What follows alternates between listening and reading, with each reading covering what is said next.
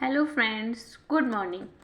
तो आप सभी का स्वागत है हमारे यूट्यूब चैनल पढ़ाई ज़रूरी है पर। और आज की क्लास में हम लोग देख रहे हैं निबंध श्रृंखला में जो हमारी यूजीसी नेट जेआरएफ के पाठ्यक्रम में लगे निबंध।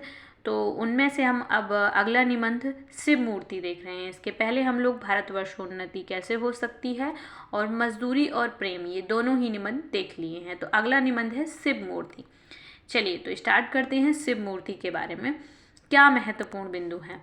तो शिव मूर्ति जो निबंध है ये प्रताप नारायण मिश्र जी का है। और अगर इसकी शैली की बात की जाए तो ये वर्णनात्मक शैली में है। और इस निबंध का उद्देश्य क्या है, तो सच्ची आस्तिकता के बारे में बताना। तो इस निबंध का ये क्या है, उद्देश्य है सच्ची आस्तिकता के बारे में बताना।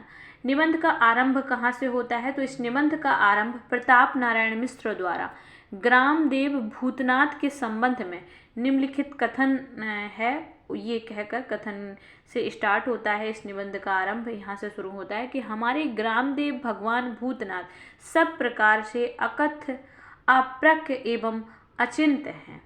ठीक है, तो यहाँ से इस निबंध की शुरुआत होती है। अब हम बात कर लेते हैं इस निबंध की महत्वपूर्ण बातों की, कि इस निबंध में कौन कौन सी प्रमुख बातें आई हैं। तो निबंध में है हमारी बुद्धि जहाँ तक है वहाँ तक उनकी स्तुति, प्रार्थना, ध्यान, उपासना कर सकते हैं। यानी प्रताप नारायण मिश्र जी का कहना है कि हमारी बुद्धि जहाँ तक है वहाँ तक हम उनकी स्तुति, प्रार्थना, ध्यान, उपासना कर सकते हैं। इसके बाद अगला कथन है कि रत्नमयी मूर्ति से अभिप्राय है कि हमारा ईश्वरीय संबंध अमूल्य है। तो रत्नमयी मूर्ति से अभिप्राय क्या है कि हमारा ईश्वरीय संबंध कैसा है, अमूल्य है। इसके बाद प्रेममय परमात्मा की प्राप्ति हमें तब होगी जब हम ज्ञान का अभिप्राय खो देंगे। ठीक है, इसके बाद अगला जो कथन है कि गोबर की मूर्ति सिखाती है कि ईश्वर आत्मिक रोगों का नाशक है। तो गोबर की मूर्ति से क्या सीख मिलती है कि ईश्वर जो है वो आत्मिक रोगों का नाशक है। इसके बाद अगला कथन है कि वास्तविक प्रेम मूर्ति मनोमंदिर में विराजमान है। इस निबंधकार ने इस निबंध में मूर्तियों के 3 मुख्य रंग माने हैं।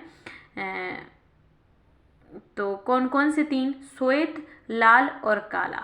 तो जो श्वेत है यानी श्वेत जो रंग है ये किसका प्रतीक है, आत्मा शुद्ध और स्वच्छ है।